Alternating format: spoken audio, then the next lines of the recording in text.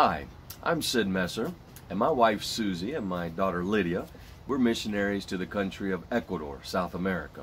I was reading Matthew chapter 9, and you know there's a very familiar passage there, a very well-known missions passage about praying unto the Lord of the harvest, that he would send forth more laborers. Well, I was reading that one night, but it was actually the verse before that verse that caught my attention. The verse before that is where Jesus is saying that he seen the people, he felt compassion on them. And that word compassion just kind of launched out at me. It's like every other word on the page disappeared except for that word compassion. And I got to thinking about that, and I envisioned myself ministering to a group of Americans. And I liked that. That was appealing. And then I envisioned myself ministering to Spanish people, Latinos. And right there immediately, I knew that I had a greater compassion for those people.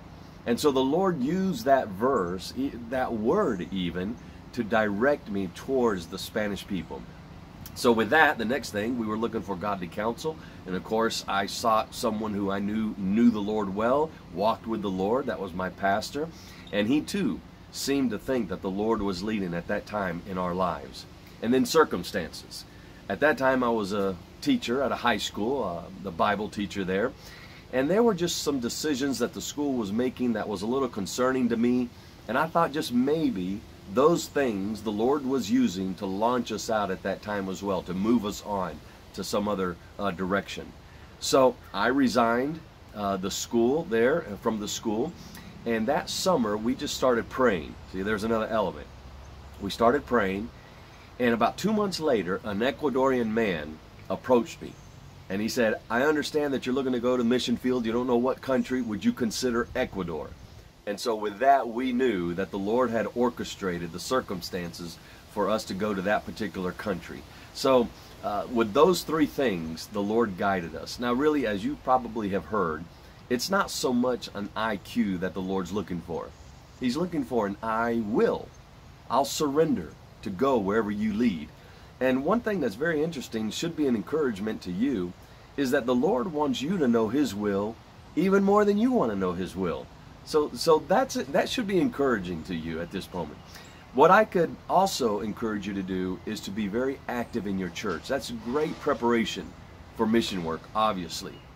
So if you have this continuing conviction that's compelling you to get maybe in this type of work, then let me encourage you to do one last exercise. If I can just hammer on one point here, which is the scriptures.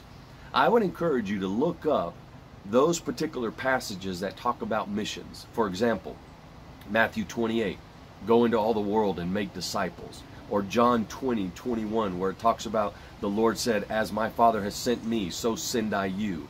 Or Acts chapter 1 verse 8, where it says, you will be witnesses for me all over the world. Or maybe Romans chapter 10 verse 13 to 15, it talks about how are they going to hear without a preacher? How will they preach if they're not sent? Or you can use an Old Testament passage, Isaiah chapter 6, where Isaiah says, here am I, send me. I would encourage you to get a hold of those passages that deal with missions and pray over them and study them and meditate on them. And I believe with that, the Lord will direct you where he wants you to go.